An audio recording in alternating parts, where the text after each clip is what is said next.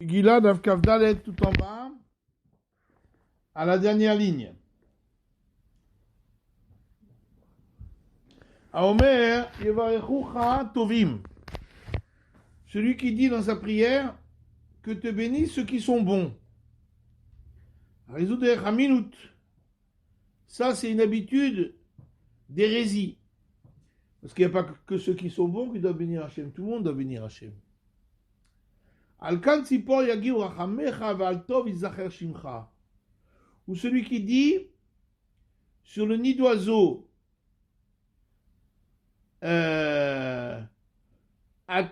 atteint ta miséricorde, puisqu'Hachem a dit de ne pas prendre la mer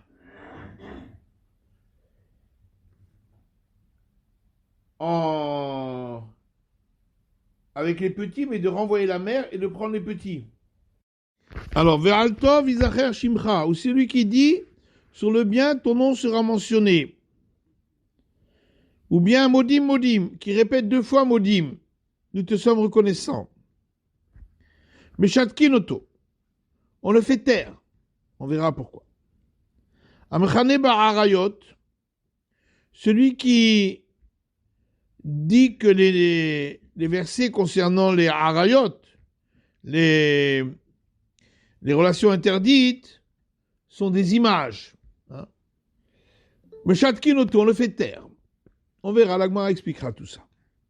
Aomer Mizachal Navir la Moler, ou celui qui dit, et de ta descendance, tu ne donneras pas pour la faire passer devant le Moler, le Moloch. Alors lui, il traduit, il dit que c'est une image, et ça veut dire Lotiten Abera Be'aramiuta.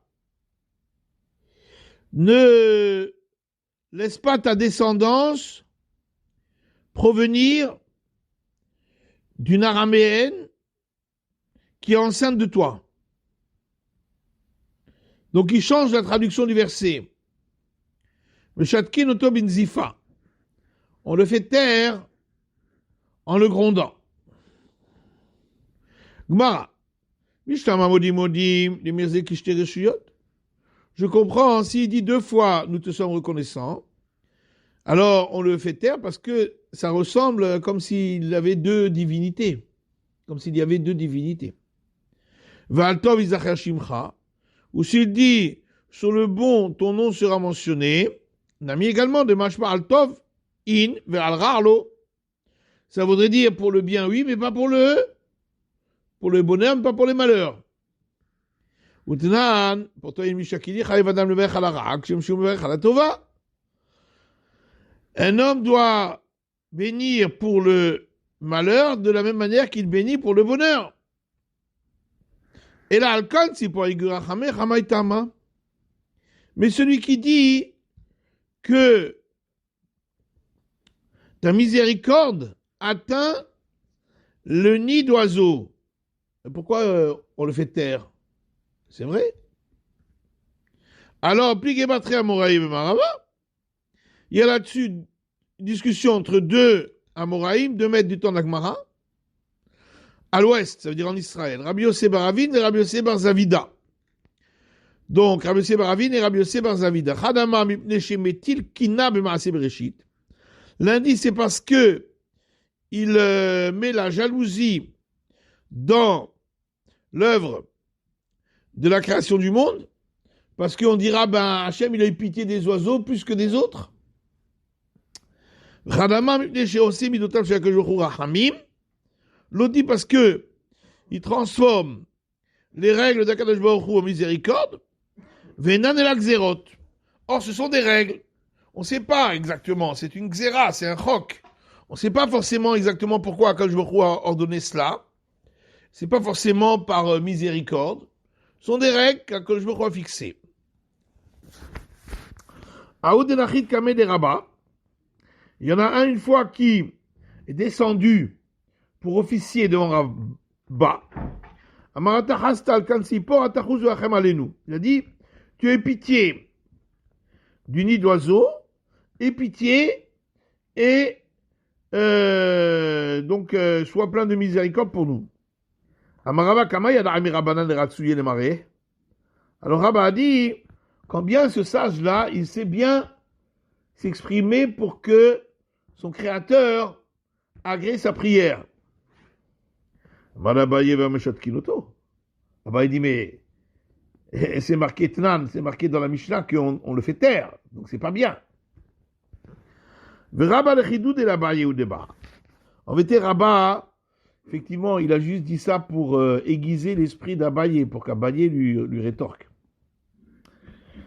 Une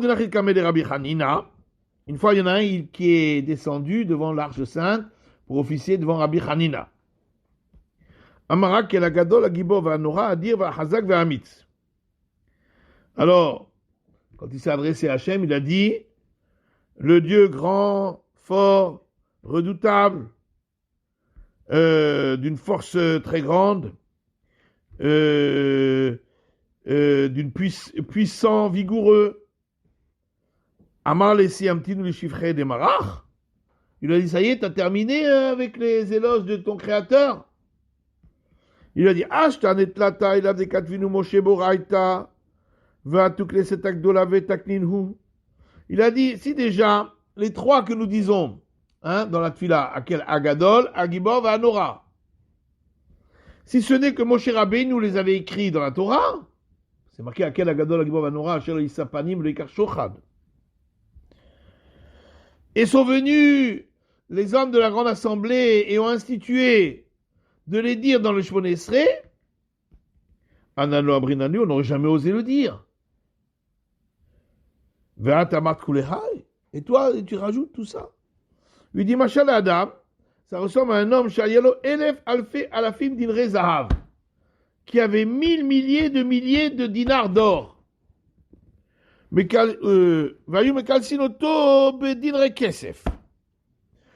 les gens faisaient ces éloges en disant oui, il a quelques dinars d'argent. L'ognaïulo, n'est-ce pas une honte pour lui? Donc si à Akadosh Baruch Hu, tu ne peux pas faire les éloges d'Hachem. Tous les éloges que tu vas faire, c'est rien par rapport à Hachem. Donc, si on dit les éloges que Moshe Rabbeinu a écrits, quand les 7 $, ont institué, ok. Mais si tu rajoutes, ça veut dire que tu veux arriver jusqu'au bout. Alors jusqu'au bout, c'est tout, c'est que ça. Alors c'est pas des éloges, au contraire. C'est un gnaï, c'est une honte pour Hachem. Amar Rabbi Hanina, kol bidei shamay, chutz pirat shamay. Alors c'est toujours Rabbi Hanina qui dit, tout est entre les mains du ciel, c'est un peu ce qu'on a dit avant. Hachem, il y a tout, il a toutes les forces. Sauf Irat Shamayim, la crainte du ciel, ça il nous l'a donné à nous. Shenema v'atel Israël ma'Hachem lokecha shoel me'imar kim le ira. Comme le dit maintenant Israël, qu'est-ce que l'Éternel, ton Dieu Tout-Puissant, te demande, si ce n'est de le craindre? Est-ce que ça veut dire la crainte, c'est quelque chose de minime? Parce qu'il dit, si ce n'est, ça veut dire comme si c'était un petit truc. Yirat Shamaim, c'est tellement petit, c'est tellement minime. Il dit, in, les Gabi Moshe Rabbeinu mitazutrati. Pour Moshe Rabbeinu, c'est lui qui s'adresse là, Israël. Pour lui, c'est quelque chose de minime. Pourquoi? Alors, une parabole à un homme à qui on a demandé un grand récipient. Vieshlo, et il a chez lui cela. Demain là, Kiki Katan, pour lui c'est comme si on lui demandait un petit récipient, c'est rien du tout puisqu'il l'a. Katan ve'enlo, demain là, Kiki Gadol. Si on lui demande un petit récipient mais il l'a pas, ça ressemble comme si on lui demandait un grand parce qu'il l'a pas. Il dit Moshe Rabbeinu, il avait déjà Yirat Shamaim, donc pour lui, c'est rien du tout, qui me le ira. Amarabi Zira. Omer Shema, qui Omer Modim, Modim. Rabbi Zira dit, celui qui dit Shema, il répète le Shema. C'est comme s'il disait 2 fois Modim. Pourquoi? Parce que donc c'est comme s'il disait qu'il y avait 2 divinités. Alors, Métiv et Akoret Shema avec Oflar et Megouné. Pourtant, une braïta, on objecte à partir d'une braïta qui dit celui qui lit le schéma et qui le répète, c'est les. Mais Gouné ou Davé, Shtuké le Moshat Kinale. Donc ça veut dire c'est les.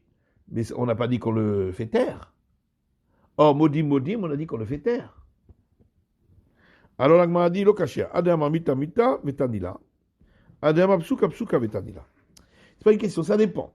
Si il dit chaque mot, il répète. Shema, Shema, Israël, Israël, Hachem, Hachem, Elokeinu, Elokeinu.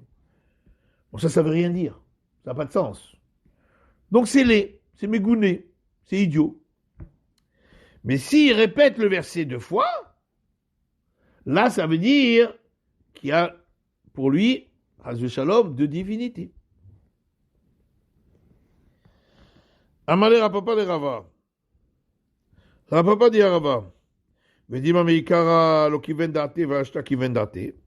Alors Rapapa a dit à Rava, peut-être qu'au départ, quand il a dit la première fois le verset, il n'avait pas la kavana. Et ensuite, quand il a répété une deuxième fois, là, il a répété avec kavana. Amale Chavirta Klapishmaya. Il lui a dit, mais alors, il se conduit avec Hachem Chaverta, comme si c'était Chavruta, pardon. Comme si c'était son ami, hein, il lui parle sans réfléchir, sans penser à ce qu'il dit. C'est encore pire.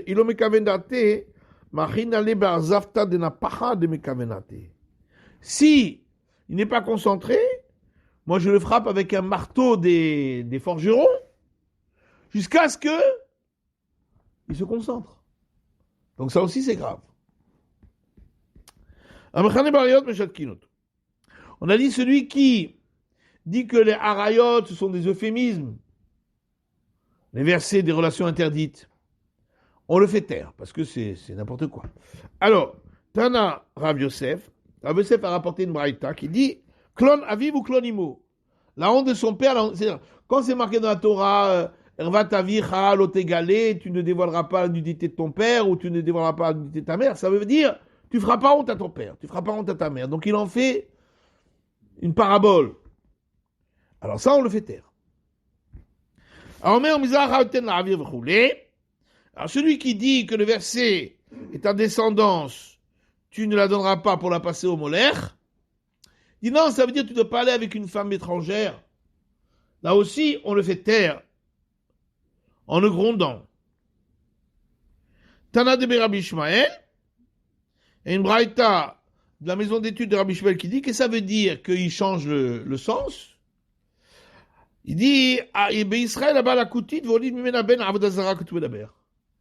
on parle d'un Israël qui va avec une étrangère, et de là est né un fils qui va à l'idolâtrie. C'est ça, Mizaracha lotiten avir la molaire. Ta descendance, tu ne la donneras pas pour l'idolâtrie, ça veut dire, tu n'auras pas une descendance avec une non-juive. Mais c'est pas ça que le verset veut dire. Matitin, Maaseh Reuven, Ikra Belom Targem. L'histoire de Reuven, quand c'est marqué, Vayelech Reuven, Vayishkav et Bilha, que Reuven a une relation avec Bilha. Bien sûr, c'est pas juste. C'est pas que Reuven a une relation avec Bilha, c'est qu'il a changé il a déplacé le lit de son père, de la tente de Bilha. Mais en tout cas, c'est une inconduite de la part de Reuven, bien sûr. Alors, on lit ce verset, mais on ne le traduit pas. Pour pas faire honte à Reuven, ni à son père, surtout de la manière comment c'est écrit, où les gens pourraient croire que vraiment il a eu une relation avec elle. Donc, on le lit, mais on ne le traduit pas en araméen quand on lit à la Torah. C'est Tamar Nikra Metargem. L'histoire de Tamar, qui a une relation avec Yehuda. Ça, on le lit et on le traduit en araméen. On verra pourquoi, tout ça, on va expliquer. Alors, l'histoire du Haïgel, du Vaudor. La première histoire, quand la Torah raconte ce que Moshe a vu, le Haïgel, etc., là, on le lit et on le traduit en araméen. La Chéni, mais la deuxième fois, c'est quand Aaron a parlé à Moshe Rabbeinu et lui a raconté ce qui s'est passé. La Nikra Velom Mitargem. On le lit, mais on ne traduit pas en araméen. Pour ne pas que les gens du peuple puissent mal comprendre ce qui s'est passé, on verra pourquoi. Birkat Kohanim, donc la bénédiction des Kohanim, Maaseh David et Amnon. L'histoire de David et Amnon, ça veut dire, c'est pas David et Amnon, ça veut dire Amnon, fils de David, qui a une relation avec sa sœur, Tamar. Nikraïn velo mitargemin. On le lit et on le traduit pas en araméen. En maftirin le merkava. On ne dit pas la Haftara, donc dans les Nevi'im, qui parle du trône céleste, du char céleste, pardon. Pourquoi ? Parce que c'est des choses que On ne peut pas enseigner en public, parce que c'est des choses qui sont d'un degré très, très élevé. Donc on ne le lit pas du tout en public. Rabbi Yehuda autorise, dit ce qu'on n'a pas le droit, c'est d'enseigner et d'expliquer. Mais juste de lire, on a le droit. L'Alacha, on suit Rabbi Yehuda, puisque le premier jour de Shavuot, c'est la Haftara de Merkava. Donc on suit Rabbi Yehuda. Rabbi Eliezer Omer en Maftirin be'Hodat Yerushalayim. Rabbi Eliezer dit, on ne dit pas la Haftara dans les versets Hodat Yerushalayim et To'avoteha. Fait savoir à Yerushalayim ses abominations. En vérité, c'est une Haftara. En tout cas, chez les Ashkenazim, je ne sais pas si les Sfaradim la lisent. Chez nous, c'est la Haftara de Kedoshim. Hein? Ou de Harimot. Ça dépend des années, Harimot ou Kedoshim. Mais on la lit. Hodat Yerushalayim et To'avoteha.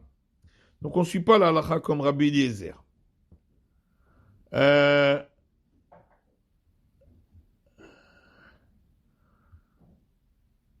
C'est l'Haftara de Harimot Kedoshim quand elles sont séparées. Gemara.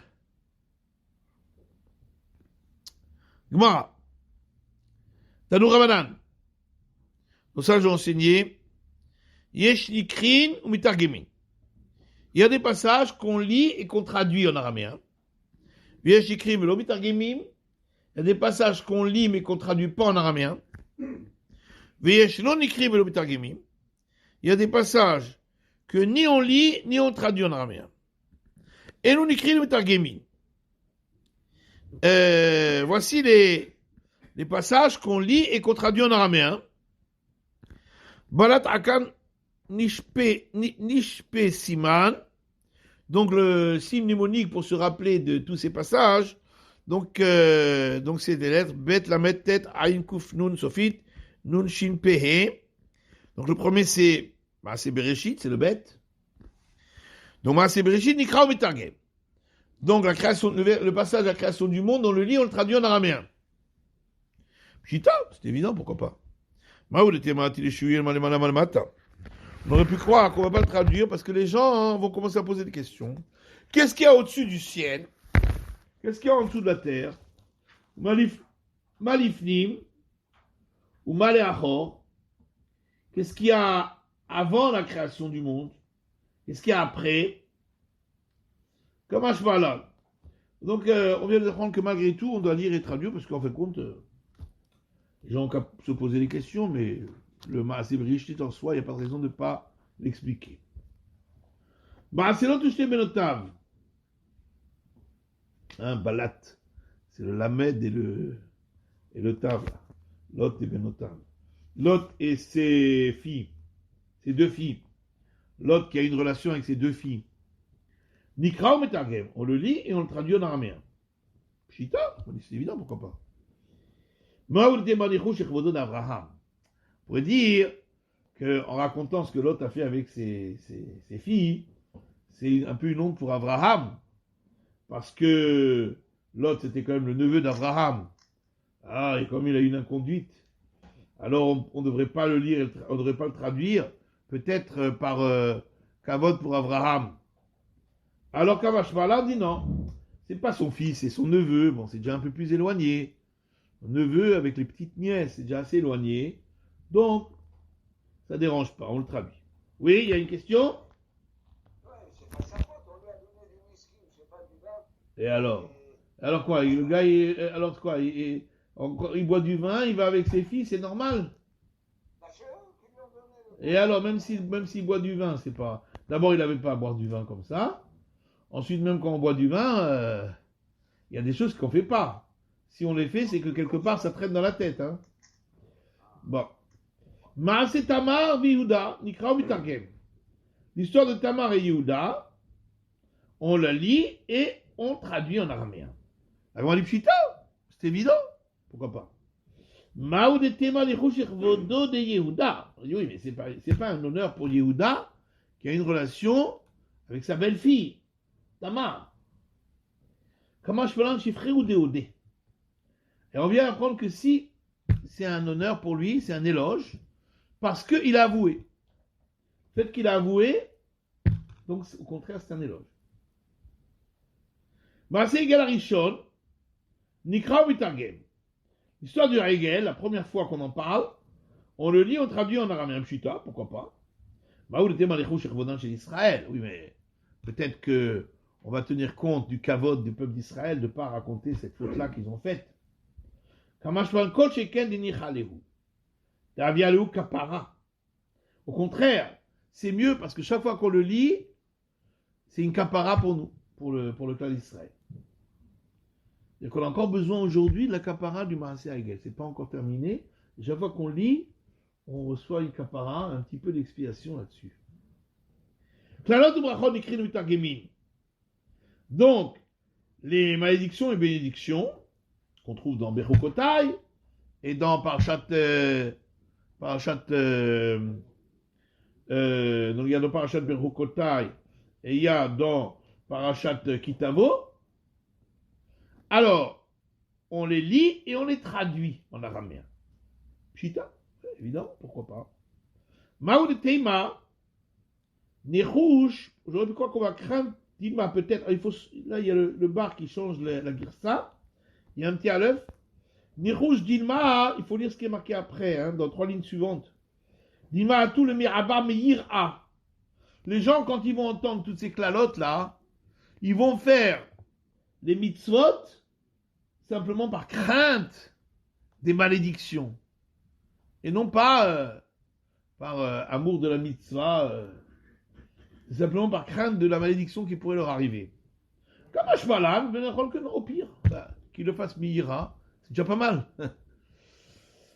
Alors, ensuite on a Azarot Beonashi, Nikrin Mitargemin. Les interdits et leurs sanctions, on lit et on traduit en araméen, ça veut dire les sanctions également. Pshita, pourquoi pas. Maou de Teima, alors c'est là qu'il faut lire le morceau qu'on a sauté en haut. Païgad Atayu de Tzibora. On aurait pu croire que les gens vont être désespérés. Ils vont dire quoi si je fais ça, je vais recevoir Malkout et je vais recevoir Mita et Skila. C'est trop dur la Torah. Et ils risquent d'abandonner la Torah. Alors dit non, au contraire. C'est fait justement pour les empêcher en sachant la gravité de la sanction, c'est fait justement pour les empêcher de fauter. Comment je parle? Maaseh Amnon de Tamar, Nikra Mitargem. L'histoire de Amnon de Tamar, on la lit, on la traduit en araméen. Donc on la lit dans une haftara, on peut la lire dans une haftara et la traduire. Maaseh Avshalom, Nikra Mitargem. L'histoire d'Avshalom aussi, on peut lire et traduire. Pshita, pourquoi pas. De David. On aurait pu dire qu'on craint que c'est un manque d'honneur pour David, parce que Amnon était un fils de David, et Avshalom aussi. Et ils se sont mal conduits. Amnon est allé avec sa sœur, et Avshalom s'est rebellé contre son père. Comme Ashvalan, que non, qu'on doit quand même les expliquer, mais on verra que quand c'est marqué Amnon, fils de David, alors à cet endroit-là, on ne traduit pas. Quand on rappelle, quand c'est marqué David vraiment, on ne traduit pas. Mais quand c'est pas écrit David, alors là, on le traduit. Maaseh Pinegesh Begiva. L'histoire de la colline, l'histoire de la Pinegesh, la concubine, qui a été agressée par la tribu de Binyamin, sur la colline de Binyamin. Nikra ou Mitargem, on lit ou traduit en araméen. La moi dit Pshita, pourquoi pas. Maoul était Malechouchi Kvodo de Binyamin. On dit oui, mais quand même il y a le kavod de Binyamin, la tribu de Binyamin. Comment je parle que non? Binyamin s'est mal conduit, il a été même à un moment il a été séparé des autres tribus. C'est une faute trop grave pour que il faut se rappeler de ce qui s'est passé. Odaït Yerushalayim et To'avotea Nikra ou Mitargem. Alors, donc le verset là-bas fait savoir à Jérusalem ses abominations. On le lit et on le traduit. Kita, pourquoi pas. La Pokémie de Rabbi Eliezer, c'est pour exclure la vie de Rabbi Eliezer, parce qu'on a vu dans le Mishnah que d'après Rabbi Eliezer, on ne peut pas le lire et le traduire. Alors vous avez vu la Haftara, c'est un Harimot Kedoshim là-bas. Mais je crois que c'est que les Ashkenazim qui disent ça, si je me trompe. Alors il y a plein de, il y a plein de, dans les Fiminag Ashkenazim. Dans la référence Tetzaïn. Et là-bas, il n'y a pas Tetzaïn. Il y a Tishpot et Tishpot. Alors où c'est Oda et Yerushalayim et Toavotea. Parce que le Pérec où c'est dit ça, c'est Pérec Tetzaïn. Alors ça se trouve Et là-bas, où? c'est pas Pérec Tetzaïn. Ni là, ni après. Ah, c'est pas ça.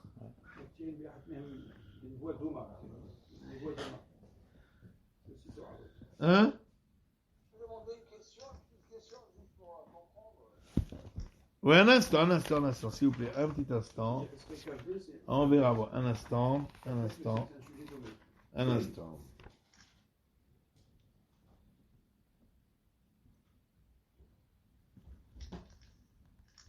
Odat Yerushalayim et Toavotea. Non, c'est ni Yacharimon ni Kedoshim. C'est marqué là-bas, Vehudata et Kol Toavotea. C'est marqué quand même, ça ressemble. Ve'ata ben Adam atishpot et iradamim.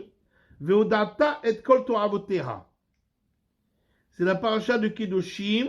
Bon, ça dépend des années. Tout là-bas, parce qu'on la lit que quand on n'a pas une autre à lire, quoi. Quand Harimot et Kedoshim sont séparés. Et c'est que les Ashkenazim. Mais c'est écrit Vodatet Kol Ta'avotea. C'est marqué, tu lui feras savoir toutes ces abominations. Alors les Sfaradim ne la lisent pas sûrement à cause de la vie de Rabbi Eliezer. Même si on n'est pas posé comme Rabbi Eliezer en réalité.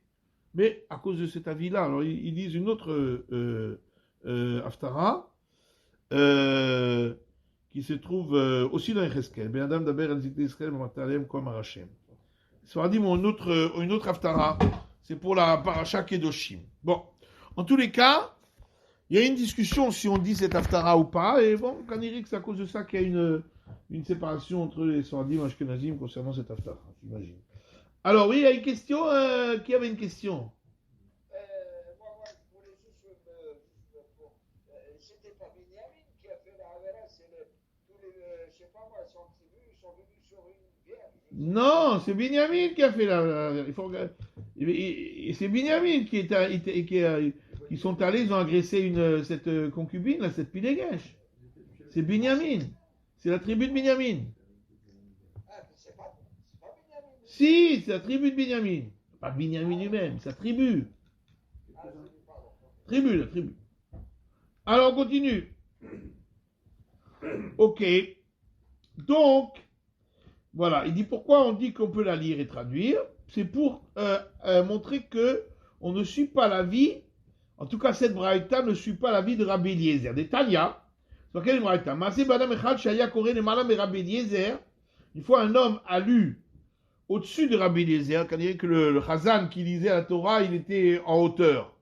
Donc il était au-dessus de Rabbi Eliezer.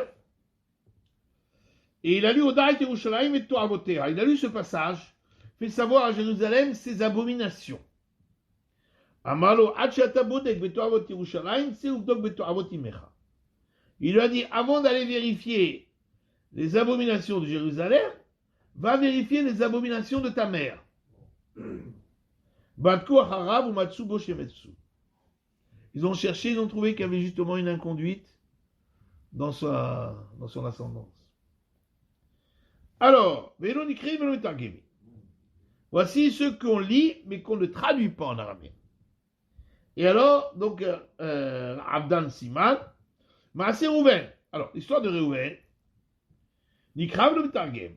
Quand c'est marqué dans la Mishnah, on le lit, mais on ne traduit pas en araméen. Maaseh Rabbi Chania ben Gamliel Shalach Likvol. Une fois, Rabbi Chania ben Gamliel est allé dans une ville appelée Kvol. Vaya Koré Chazan à Knesset.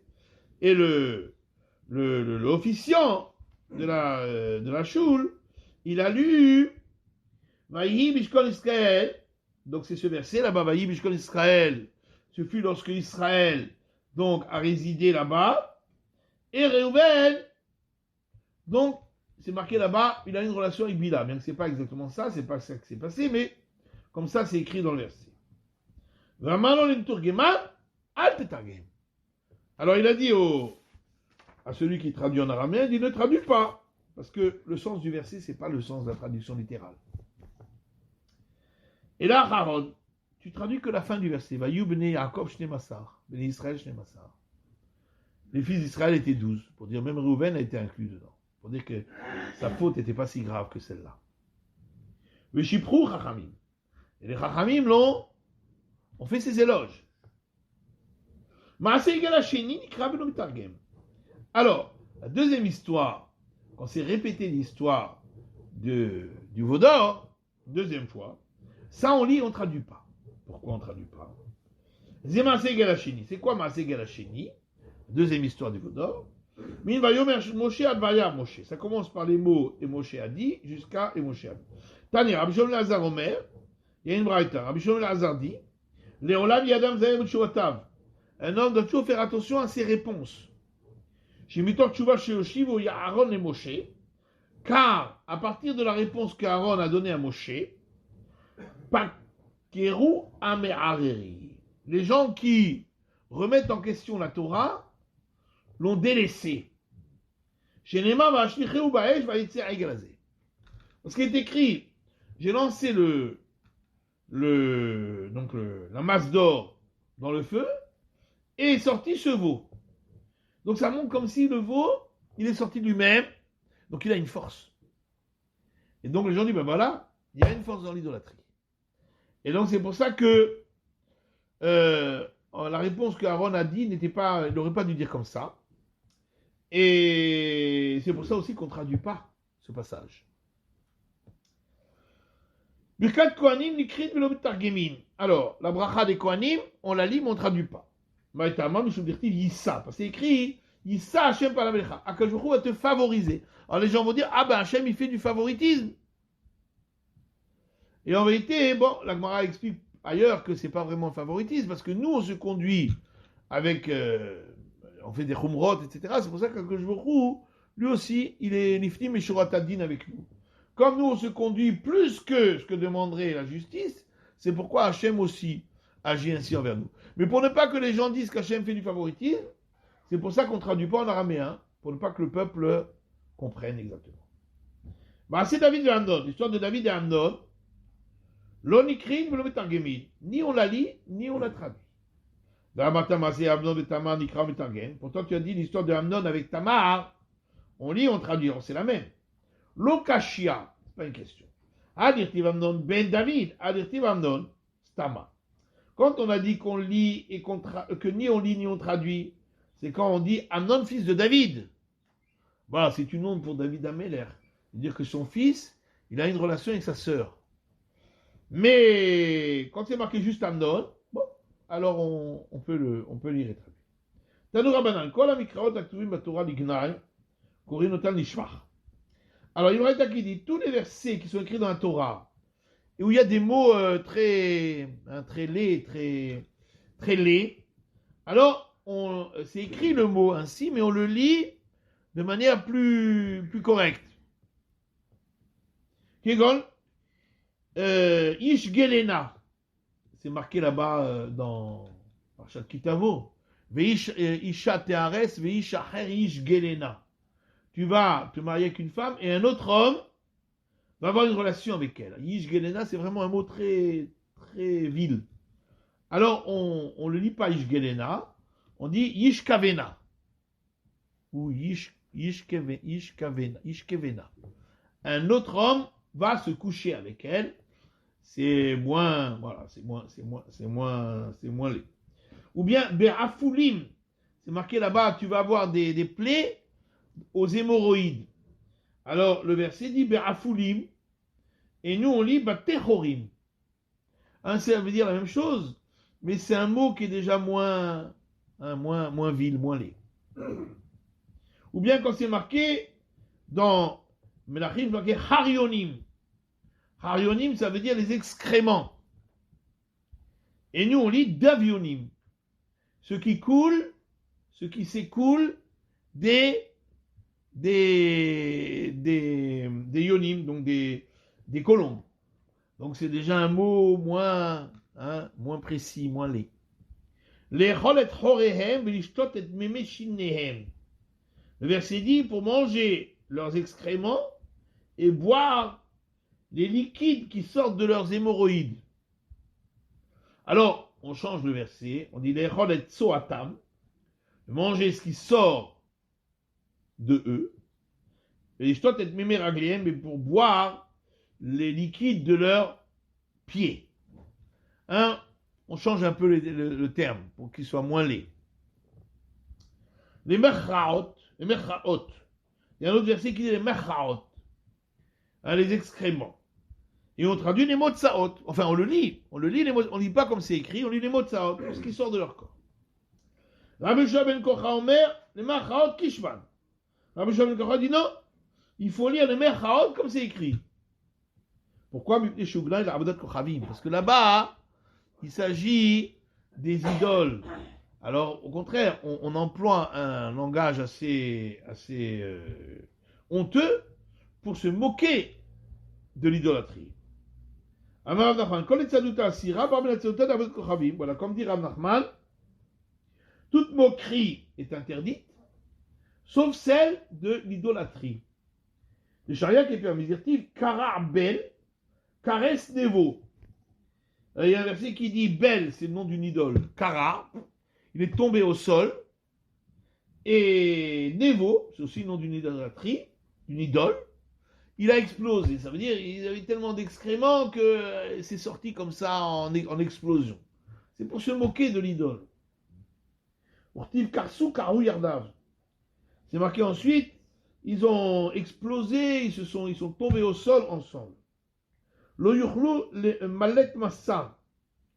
n'ont pas pu supporter le poids de leurs excréments, hein, des idoles, des gomères, etc. Rabbi Yana il dit un autre verset, on voit qu'on peut se moquer, hein, même de manière assez vile, de l'idole, de l'idolâtrie. C'est marqué le Aigelot Bet Aven, les génisses du temple de Aven, ce sont des génisses des idoles, hein, qui ont une forme de génisse. Yagou Shachen Shomron seront effrayés le voisinage de Shomron, de la Samarie, ça veut dire les Samaritains qui sont autour, quand ils vont voir ce qui va arriver aux idoles de ce temple, ils vont être effrayés. Qui avait Alavamo, car son peuple va s'endeuiller pour lui, parce qu'ils vont être détruits.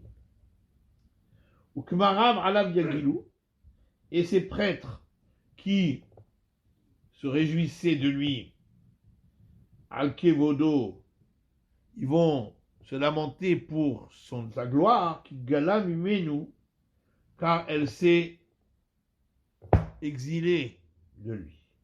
Altikre Kevodo, la Kevedo, faut pas dire Kevodo, sa gloire, mais Kevedo, sa pesanteur, ça veut dire le poids de ses excréments, pour se moquer. Amaravunam Bamanoach Mishme de Ravacha Bere de Ravika. Dit Rabuna Bamanoach au nom de Ravacha fils de Ravika. Charil el Bar Israël et Mimar le Leovet Kochavim. Un Ben Israël a le droit de dire à un idolâtre, Shakli la Avodat Kochavim, prends ton idole, Vanhei Beshin Tav Shelo, et pose-la sur sa nudité. Shintav, c'est la nudité. Donc il se moque de l'idole.